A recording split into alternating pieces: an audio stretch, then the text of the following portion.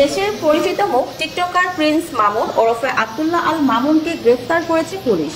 রাজধানীর ক্যান্টনমেন্ট থানায় লায়লা আক্তার ফারহাদের দায়ের করা ধর্ষণের মামলায় সোমবার 10 জুন রাতে তাকে গ্রেফতার করা হয়।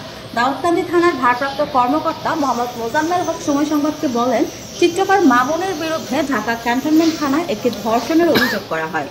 সেই প্রেক্ষিতে মামুন কুমিল্লায় অবস্থান করছে এমন তথ্যের ভিত্তিতে ঢাকা ক্যান্টনমেন্ট থানা পুলিশ আমাদেরকে তাকে গ্রেফতারের একটি রিকুইজিশন প্রেরণ করে।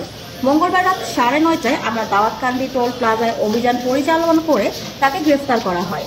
তার 3 ঘন্টা পর ঢাকার ক্যান্টনমেন্ট থানায় একটি টিম আসলে আমরা মামুনকে তাদের কাছে হস্তান্তর করি। ক্যান্টনমেন্ট থানার ভারপ্রাপ্ত কর্মকর্তা শাহিনুর রহমান সংবাদ মাধ্যমকে জানান, বিয়ের প্রলোভনে ধর্ষণের কথা জানিয়ে রোববার 9 জুন প্রিন্স মামুনের বিরুদ্ধে রাজধানীর ক্যান্টনমেন্ট থানায় একটি মামলা করেন লায়লা। এরপর সোমবার রাত 9:30টার দিকে কুমিল্লার পুলিশ তাকে গ্রেফতার করে। এখন আমাদের টিম কুমিল্লায় যাচ্ছে। কুমিল্লার পুলিশ প্রিন্স মামুনকে হস্তান্তর করবে। মঙ্গলবার 11 জুন তাকে ঢাকার সিএমএম আদালতে হাজির করা হবে। অভিযোগে লায়লা উল্লেখ করেন, মামলার বিবাদী আব্দুল্লাহ আল মামুন ওরফে প্রিন্স মামুনের সঙ্গে আমার গত 3 বছর আগে সামাজিক যোগাযোগ মাধ্যম ফেসবুকের মাধ্যমে পরিচয় হয়। পরিচয়ের এক পর্যায়ে মামুন আমাকে বিয়ে করবে মর্মে প্রলোভন দেখিয়ে আমার সঙ্গে প্রেমের সম্পর্ক স্থাপন করে।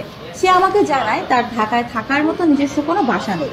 যেহেতু প্রেমের সম্পর্ক সৃষ্টি হয় এবং মামুন আমাকে বিয়ে করবে বলে জানায়, তাই তার কথা সরল মনে বিশ্বাস করে তাকে আমার বাসায় থাকার অনুমতি দিই।